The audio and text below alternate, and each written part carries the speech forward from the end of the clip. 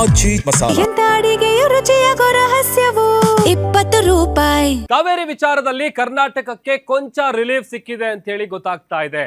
ತಮಿಳುನಾಡಿಗೆ 9,000 ಕ್ಯೂಸೆಕ್ ನೀರನ್ನ ಹರಿಸೋದಕ್ಕೆ ಇವತ್ತು ನಡೆದಂತಹ CWRC ಸಭೆಯಲ್ಲಿ ಸೂಚನೆಯನ್ನ ಕೊಡಲಾಗಿದೆ.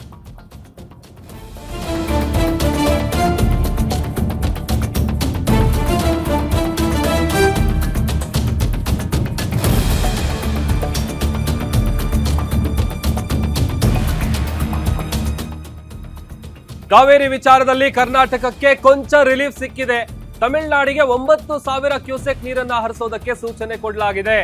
ಅಂದ್ರೆ ಕಳೆದ ಬಾರಿಗಿಂತ ಕರ್ನಾಟಕಕ್ಕೆ ಸ್ವಲ್ಪ ರಿಲೀಫ್ ಅನ್ನ ಕೊಟ್ಟಿದೆ CWRC.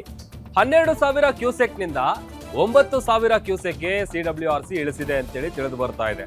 ಅಂದ್ರೆ ಮುಂದಿನ 15 ದಿನಗಳ ಕಾಲ 9,000 ಕ್ಯೂಸೆಕ್ ನೀರನ್ನ ಹರಿಸೋದಕ್ಕೆ ಶಿಫಾರಸು ಮಾಡಲಾಗಿದೆ. ಸಂಗ್ರಹ ಕಡಿಮೆ ಇದ್ರೂ ಕೂಡ ಮತ್ತೆ ನೀರು ಹರಿಸೋದಕ್ಕೆ ಸೂಚನೆ ನೀಡಲಾಗಿದೆ. ಆದ್ರೆ ಹರಿವಿನ ಪ್ರಮಾಣ 12,000 ಕ್ಯೂಸೆಕ್ ನಿಂದ 9,000 ಕ್ಯೂಸೆಕ್ಗೆ ಇಳಿಕೆ ಮಾಡಲಾಗಿದೆ. ಸೊ ಇದು ಒಂದು ಸ್ವಲ್ಪ ಮಟ್ಟಿಗೆ ರಿಲೀಫ್ ಅಂತಾನೆ ಹೇಳ್ಬೋದು. ಯಾಕೆ ಅಂತಂದ್ರೆ ಈಗ ಆಲ್ರೆಡಿ ತಮಿಳುನಾಡಿಗೆ ನೀರು ಹರಿಸ್ತಾ ಇರುವಂತಹ ವಿಚಾರಕ್ಕೆ ಸಂಬಂಧಪಟ್ಟಂತೆ ಇವತ್ತು ಸುಪ್ರೀಂ ಕೋರ್ಟ್ನಲ್ಲೂ ಕೂಡ ವಿಚಾರಣೆ ಆಯಿತು. ವಾದ ಪ್ರತಿವಾದ ಎಲ್ಲ ಆಲಿಸಿದ ನಂತರ ಎರಡೂ ಕರ್ನಾಟಕ ತಮಿಳುನಾಡು ಎರಡರ ವಾದ ಕೇಳಿದ ನಂತರದಲ್ಲಿ ಆಗಸ್ಟ್ 31ಕ್ಕೆ ವಿಚಾರಣೆಯನ್ನ ಮುಂದೂಡಿಕೆ ಮಾಡಲಾಗಿತ್ತು.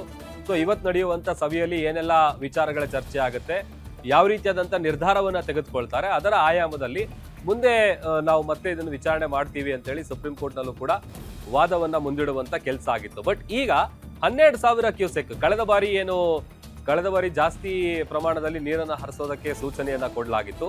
ಸೊ ಅಲ್ಲಿಗೆ ಕಾವೇರಿ ವಿಚಾರದಲ್ಲಿ ಈಗ ಕರ್ನಾಟಕಕ್ಕೆ ಕೊಂಚ ರಿಲೀಫ್ ಸಿಕ್ಕಂತಾಗಿದೆ.